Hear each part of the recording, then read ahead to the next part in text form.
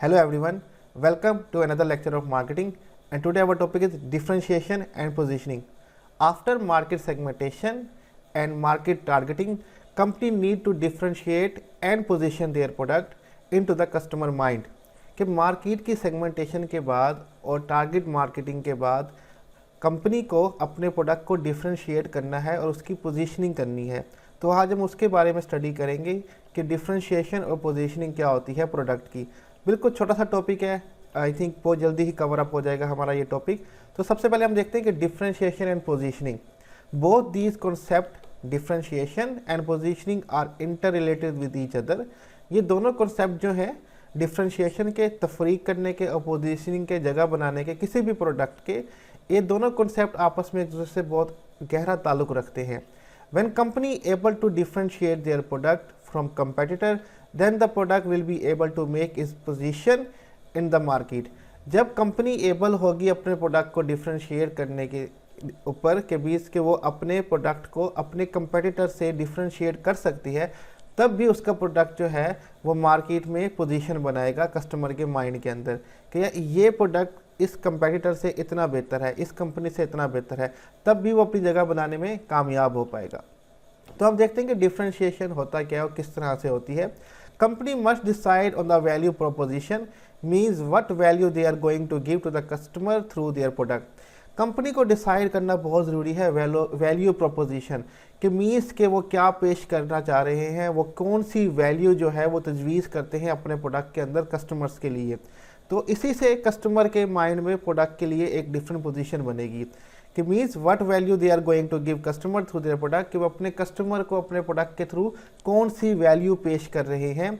ये डिफ्रेंशिएट करता है आप कंपनी के प्रोडक्ट को उसके कंपेटिटर से प्रोडक्ट के कि क्या वैल्यू वो प्रपोज कर रहे हैं, तजवीज़ कर रहे हैं। How it will create differentiate value for the target segment as compared to other product and what position it want to occupy in those segment, कि किस तरह से जो कंपनी का प्रोडक्ट है वो डिफ्रेंशिएट करेगा टारगेट सेगमेंट को as compare to the product जो कि अदर प्रोडक्ट्स उनको मिल रहे हैं। किस तरह से कंपनी का प्रोडक्ट अपने आप को डिफ्रेंशिएट करेगा टारगेट सेगमेंट से। मीन्स के मोबाइल बहुत सी कंपनीज बनाती हैं, ठीक है, अब सबके जो टारगेट कस्टमर है वो तकरीबन सेम होते हैं, थोड़ा बहुत फ़र्क होता है इकोनॉमी की बेस पे, इनकम की बेस पे, वरना टारगेट सब कर रहे हैं कस्टमर को। तो कंपनी का प्रोडक्ट कैसे बेहतर है दूसरों से, ये डिफ्रेंशिएट करता है उसको बाकी प्रोडक्ट से, ठीक है।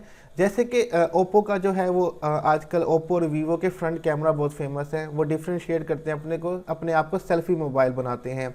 इसी तरह एप्पल की स्पीड, ठीक है, उसकी ब्रांड प्रेफरेंस बहुत ज़्यादा है, वो अपने आप को इस तरह से डिफ्रेंशिएट करते हैं और इसी बेस पे वो हासिल कर पाते हैं, जगह हासिल कर पाते हैं कस्टमर के माइंड के अंदर कि हमारी वैल्यू प्रोपोजिशन ये है और हम दूसरों से इस हिसाब से तफरीक करते हैं, डिफरेंट हैं। तो ये तो हो जाता है डिफ्रेंशिएशन। और डिफ्रेंशिएशन कैसी होगी कि वो प्रोडक्ट की वैल्यू की बेस पे होगी। जब वैल्यू डिफरेंट होगी तभी उसकी पोजीशन बनेगी। तो आगे हम चलते हैं, हमारे पास है प्रोडक्ट पोजीशनिंग।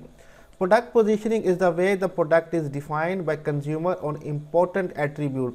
अब प्रोडक्ट पोजीशनिंग एक तरीकाकार है प्रोडक्ट को डिफाइन करने का जो कंज्यूमर करता है इस बेस पे कि उस प्रोडक्ट में इंपॉर्टेंट एट्रीब्यूट्स क्या है, खूबियाँ क्या हैं, ठीक है। The place the product occupies in the consumer mind relative to competing product. अब वो जो जगह हासिल करता है कंज्यूमर के माइंड के अंदर अपने रिलेटिव प्रोडक्ट्स, अपने रिलेटिव जो कम्पिटिटिव प्रोडक्ट है, ये इस बिना पे हासिल करेगा कि उसकी इंपॉर्टेंट एट्रीब्यूट्स क्या हैं, मीन्स कि उसके प्रोडक्ट की खूबियाँ क्या हैं और वो खूबियाँ कैसे बेहतर हैं कंपेटिटर के प्रोडक्ट से, तब भी जाके वो कंज्यूमर के माइंड में एक पोजीशनिंग कर पाएगा। Product are created in the factory but brands are created in the mind, says a positioning expert. Positioning expert का कहना है कि जो फैक्ट्री में चीज़ें बनती हैं वो प्रोडक्ट कहलाती हैं, लेकिन जो ब्रांड है वो कंज्यूमर के माइंड में बनता है। कि मीन्स कि आपने अपने प्रोडक्ट को इतनी अच्छी तरीके से डिफरेंशिएट करना है कि वो कंज्यूमर के माइंड पे एक इम्पोर्टेंट ब्रांड बन जाए। ब्रांड बेसिकली सिंपल लैंग्वेज में कहूँ तो कोई भी प्रोडक्ट है जिसको स्पेसिफिक नेम और लोगो दे दिया जाए तो वो ब्रांड बन जाता है। लेकिन आजकल के माइंड में ब्रांड वो चीज़ होती है जो दूसरों से बेहतर हो और खूबी रखती हो ज़्यादा, उसके एट्रीब्यूट ज़्यादा हों, ठीक है, उस चीज़ को हमारे यहाँ ब्रांड कहा जाता है। तो ब्रांड कंज्यूमर के माइंड में बनते हैं और प्रोडक्ट फैक्ट्री में बनाए जाते हैं। अब वो ब्रांड जो बनता है प्रोडक्ट वो अपनी खूबियों की बिना पे बनता है कि किस तरह से वो पोजीशनिंग कर पाता है कंज्यूमर के माइंड के अंदर।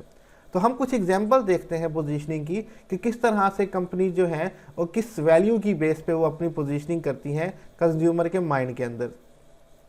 तो हमारे पास एग्जांपल फॉर पोजीशनिंग है परा, Tide is the position as powerful all purpose family detergent.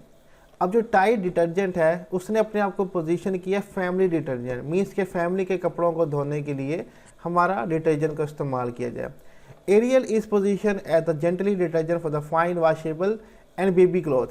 अब जो एरियल है वो अपने आप को पोजीशन करता है कि जो फाइन वॉशेबल को जो नाजुक कपड़े हैं या बेबी के जो बेबीज़ के क्लॉथ हैं उनके कपड़े हैं उनको धोने के लिए वॉश करने के लिए हमारा डिटर्जेंट जो है वो सबसे बेस्ट है। मीन्स के टाइड ने अपनी पोजीशनिंग किया एज अ फैमिली डिटर्जेंट और एरियल अपनी पोजीशनिंग कर रहा है as a baby cloth detergent. ठीक है। In the Pakistan cooking oil industry, Habib with the slogan "It's matter of the heart" is positioned as a heart-friendly oil, and Talolite as a facilitator of healthy lifestyle. अब हबीब पाकिस्तान की oil industry है जो घी बनाती है या oil बनाती है, अब उन्होंने अपनी अपनी स्ट्रेटजीज बनाई हुई है अपने आप को डिफ्रेंशिएट करने के लिए अपने कंपेटिटर से और कंज्यूमर के माइंड में अपनी पोजीशनिंग बनाने के लिए। जैसे कि यहाँ पे हबीब की एग्जांपल दी गई है, उन्होंने अपना स्लोगन बनाया हुआ है "it's matter of the heart", कि जो हमारी यहाँ पे हीट लिखा हुआ है हार्ट बेसिकली है पड़ा कि हमारा जो ऑयल है, हमारा जो हम जो इंडस्ट्री बना रहे हैं, हमारा जो ऑयल है वो कस्टमर के दिल के लिए है कि ये दिल का मामला है और हम उनके दिल के साथ चल के हैं। तो वो अपनी पोजीशनिंग कर रहा है एज अ फ्रेंडली ऑयल के तौर पे कि हम दिल से करीबी, दिल के आपके करीब हैं, हार्ट फ्रेंडली ऑयल है हमारा। और उसके कंपेटिटर जो तलोलाइट है वाले हैं वो कहते हैं कि जो हमारा ऑयल है वो आपकी हेल्थ और लाइफस्टाइल को फैसिलिटेट करता है, बेहतर बनाता है। तो दोनों ऑयल की इंडस्ट्री जो है वो अपने अपने हिसाब से अपनी पोजीशनिंग कर रहे हैं। इन ऑटोमोबाइल मार्केट, अब ऑटोमोबाइल इंडस्ट्री जो है परी, जैसे कि the Tata India and Maruti Suzuki 800 are position on economy. अब ये जो टाटा इंडिया की कार है या मारुति सुजुकी 800 की जो कार है वो अपनी पोजीशन करते हैं इकोनॉमी की बेस पे कि हम सस्ते कारें बनाते हैं, इकोनॉमी कार होती है, कोई भी मिडिल क्लास शख्स खरीद सकता है। जब टाटा नैनो पहली कार आई थी तो उस वक्त वो इंडिया में 1 लाख रुपए की मिलती थी। Tata Ratna was the person जिसने वो कार बनाई थी और उसने पोजीशनिंग की उसको इकोनॉमी कार के तौर पे कि मिडिल क्लास एक शख्स जो 50 से 60 हज़ार की अपनी बाइक खरीदता है वो 1 लाख रुपए में अपनी फैमिली के लिए कार भी खरीद सकता है। आगे हम देखते हैं मर्सिडीज़ एंड कैडिलैक और लग्जरी। अब जो मर्सिडीज़ और कैडिलैक ऑटोमोबाइल के जो ब्रांड्स हैं, जो कार्स हैं बनाती हैं, उन्होंने अपनी पोजीशन की है लग्जरी की बेस पे कि हमारी जो कार्स हैं वो लग्जरी हैं। ठीक है। Similar and Porsche and BMW on performance, और जो पोर्चे और BMW हैं वो अपनी पोजीशनिंग करते हैं परफॉर्मेंस की बेस पे, कारकर्दगी की बेस पे कि हमारी कार्स की कारकर्दगी कैसी है।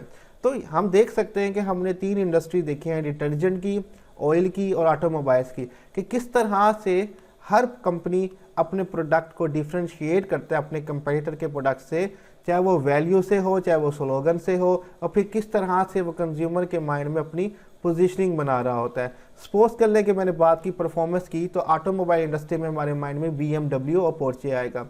लग्जरी की अगर बात की कि आरामदाह हो, काफ़ी लग्जरियस हो, ठीक है, तो हमारे माइंड में मर्सिडीज़ और कैडिलैक आएगी। अगर इकोनॉमी की बात करें, सस्ती कार की बात करें, तो टाटा इंडिया, मारुति सुजुकी आएगी। पाकिस्तान में सुजुकी मैरान की बात की जाती है जब इकोनॉमिकल कार की बात की जाती है, और जब मोटरसाइकिल की बात की जाती है तो CD70 की बात की जाती है। तो इस तरह से जो कंपनीज हैं वो अपने प्रोडक्ट को डिफ्रेंशिएट करते हैं और कंज्यूमर के माइंड में उनकी पोजीशनिंग करते हैं। तो आई होप आपको ये लेक्चर की समझ आ गई होगी। इस लेक्चर की स्लाइड्स का लिंक मैं डिस्क्रिप्शन में दे दूंगा, वहाँ से कॉपी कर सकते हैं। जो 1-2 स्पेलिंग की मिस्टेक्स हैं वो मैं ठीक करके वहाँ पे पेस्ट कर दूंगा। तो कोई भी क्वेश्चन हो तो आप कमेंट में मुझसे पूछ सकते हैं। तो यहाँ पे हम अपना लेक्चर ख़त्म करेंगे। अल्लाह हाफिज़।